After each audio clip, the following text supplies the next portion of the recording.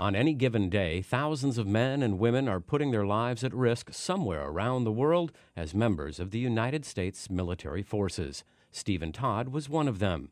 He started young with the U.S. Army and the California National Guard. One of his many assignments included serving overseas during the first Gulf War. These compelling pictures show a glimpse of Todd's experiences while serving his country. We had to do that. We do that every year. Now, Todd spends a great deal of his time helping his fellow veterans as the commander of the Brentwood, California Post 10-789. I volunteer now. For over a decade, Todd was one of the many veterans who was not receiving any benefits and services available to veterans. Services like employment assistance, housing, health and counseling benefits, as well as educational opportunities. Bureaucracy always got in the way. I didn't have any of my paperwork because moving around, when I got out of the military, I moved around from different places to different places. My paperwork gets lost.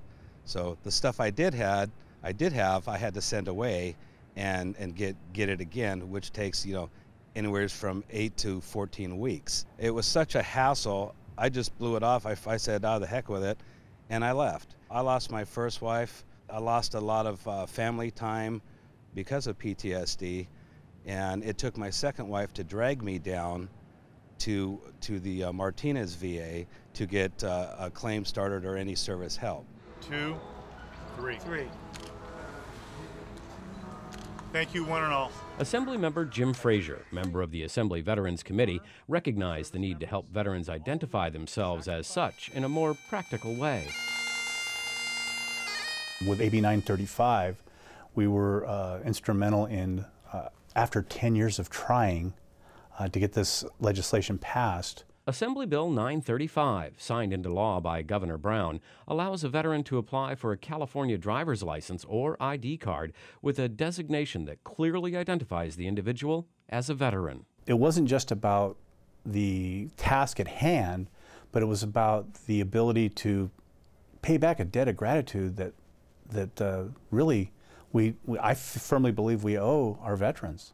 Before AB 935, veterans like Steve Todd had to carry this form, known as DD 214. The form is a piece of paper with very sensitive information, making it, according to experts, a cumbersome and impractical form of identification.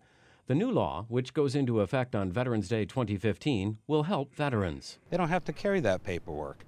All they have to do is show this license anywhere, and they'll know that they've been verified.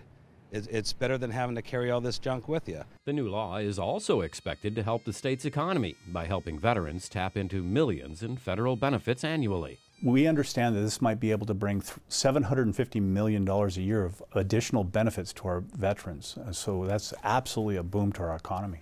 The veteran designation on the driver's license would also help law enforcement and medical personnel. It would ensure that these entities are informed of the veteran's status so they can provide adequate support to someone suffering from PTSD as a result of their service. The care has been very, very beneficial to me and also to my family. I'm more of a livable person to be with 90% of the time. There's one thing that I absolutely will not tolerate is disrespect for the veterans in my community. They've given us so much, and I have personal freedoms because of the willingness of these individuals to go and fight and protect us. For the land of the free. This report was produced by the Speaker's Office of Member Services.